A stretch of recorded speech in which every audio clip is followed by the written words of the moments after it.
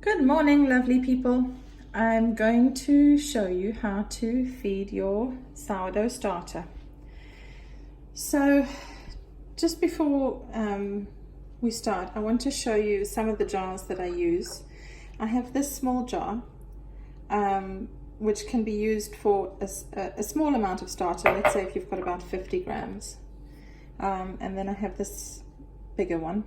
You'll see that the sides it's quite hard to get straight-sided jars, but I've even got this massive one, and that works quite well because it's easy to see when your starter has doubled.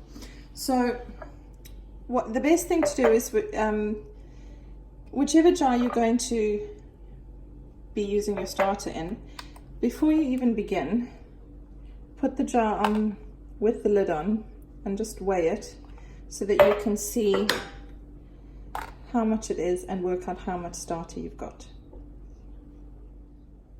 Alright, so let's get started. I'm going to do this 3 times so that you get an idea of the best way to do it. So the first one I'm going to use is my Gaia starter.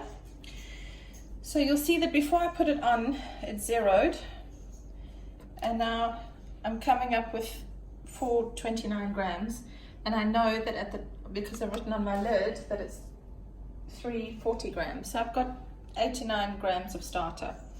So I'm going to feed this at a 50% hydration. So I take that amount, which is 89, and I just halve it, and so it's a bit crusty. You can see some bubbles inside there. So what I'll be doing with this starter is, it should be 44.5. I'm just going to make it 45 grams. So you zero your scale, and then you need to use plain flour, not self-raising flour, and you're just going to put in up to 45 grams. So when you start off with a small amount, it's not too bad, but you'll find that it doubles very quickly, so it's best to get yourself a nice big jar. Okay, that's a bit much. There we go. Right, so with the water, pour it really slowly.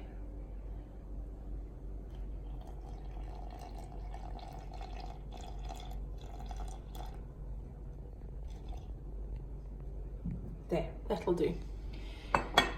And now I'm just going to stir it all up and just scrape the bits off the side. And you'll see it's quite lumpy, but that's okay. It doesn't have to be smooth. You're just going to mix it up so that everything's wet, so you've got no dry pockets of flour. Alright, so that one's done. Just scrape down the sides as much as possible. Alright, and that's the first one done. Alright, so this starter I was very lucky to get. Oh, do you hear that release of air? This starter is called Peggy, and it comes from the Riverford. It's the Riverford starter, so I've been feeding her up for a while. You can see the consistency is quite sticky. I need to weigh it. Hold on 1 second. So I'm going to zero the scale. All right, I have exactly 100 grams of starter here. So that makes life a lot easier. So zero the scale, and we start the process again. Plain flour. I need 50 grams. I need to buy more flour.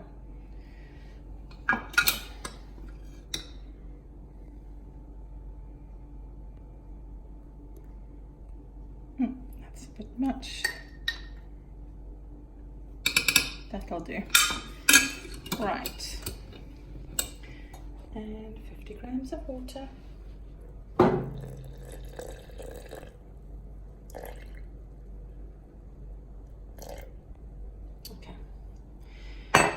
You have to be as close as possible, but it doesn't have to be exact. Nothing's going to go wrong if you're 1 or 2 grams over. So Peggy has a very different smell to my Gaia, the one that I did earlier. Mine smells a lot like bananas. Peggy smells a little bit like beer, maybe. Not sure. I haven't baked with her yet. I'm just trying to get her back to being bubbly. So, right, I think that's good enough. Scrape the sides. And I don't want to waste too much.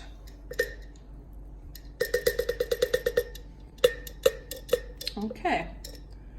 And now we seal her up.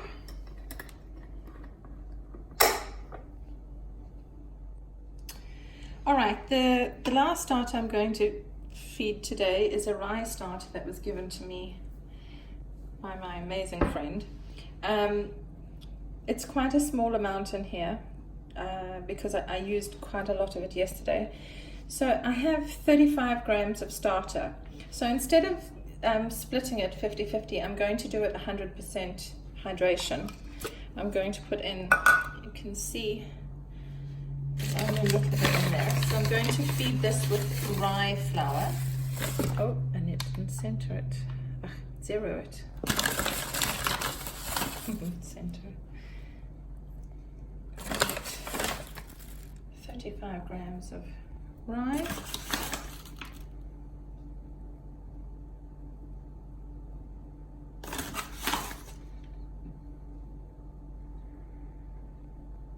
There we go. I'm just using this plain organic rye flour. So it should be good, and let's put in 35 grams of water.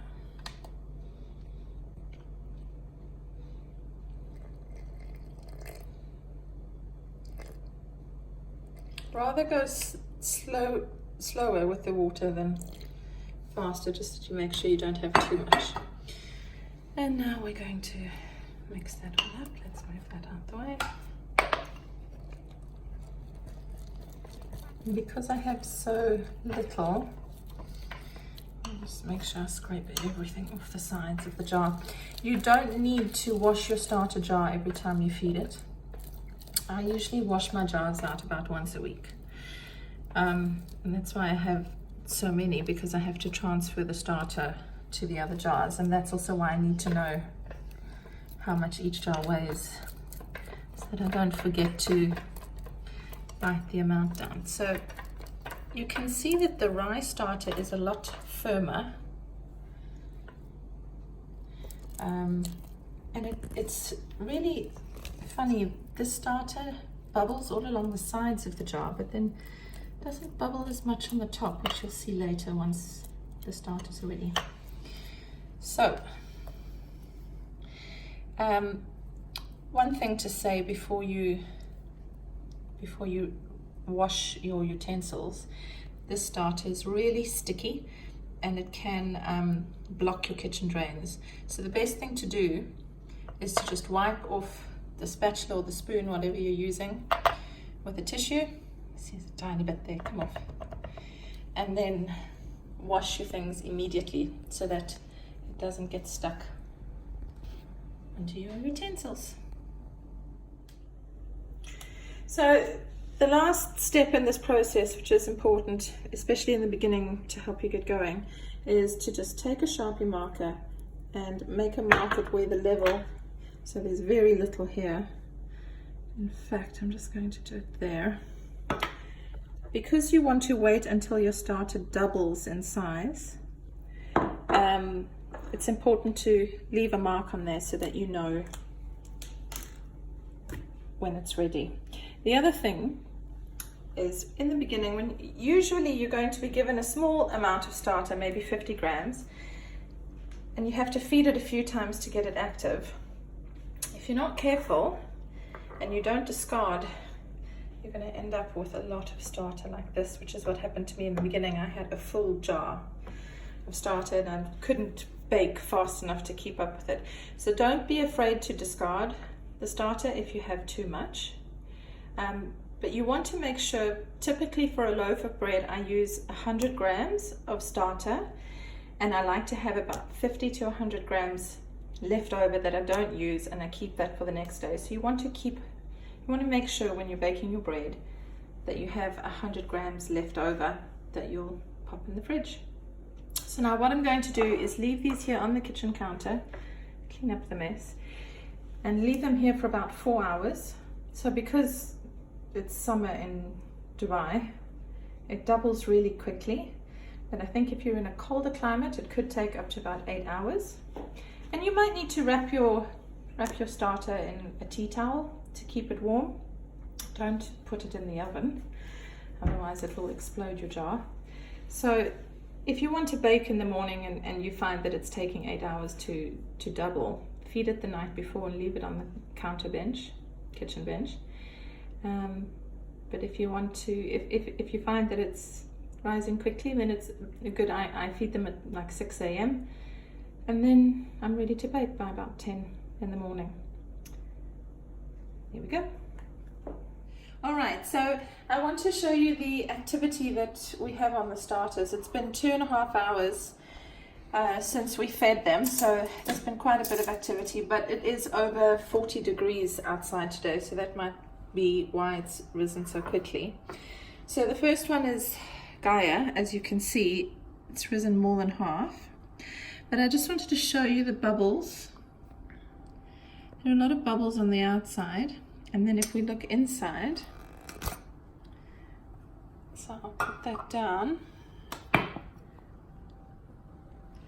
So you'll see as you watch, the bubbles are going to be popping. If you're just patient for a few minutes, this one will go soon.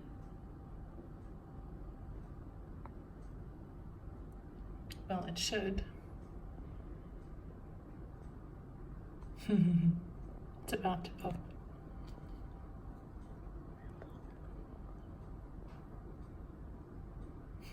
Oh, we could wait for ages for that. Anyway, we'll just keep looking at that. So this is Peggy. She's also risen more than half. So let's have a look inside at her. You can hear that air from all the fermentation. So there are not as many bubbles on the top. It's very bubbly on the side. And the last one with the rye starters, with the yeasty boys, it hasn't risen as much, but there was, remember, a small amount in here. But if you look at the side, you can see lots of tiny bubbles developing on the side of the glass. So what I'm learning about this rye starter is that this is more of an indicator than at the top. The top looks kind of porridgey, but you can see a few bubbles on the top over there. So the first way that you know your starter is ready is when it's doubled in size. But the next way that you know is if it floats on water. Neither one of these is the absolute predictor. Sometimes my starter is ready and it doesn't float. And sometimes it's incredibly active and bubbly, but it hasn't doubled in size. So you've just got to get to learn to know your starter. So I'm going to take some of Gaia. And if you drop a tiny bit, let's see if it's going to float. Yep. So Gaia is ready. And Peggy's ready. I'm just going to put a tiny bit of this one in and see what happens. I suspect it's going to sink. I may have to wait a little bit longer before baking. Yeah. So that's sunk straight to the bottom. Because there aren't as many bubbles, I am going to leave this maybe another 2 or 3 hours before I prepare my bread. Alright, so there you have it, basics on how to feed your starter. If you have any questions, just give me a shout. Good luck.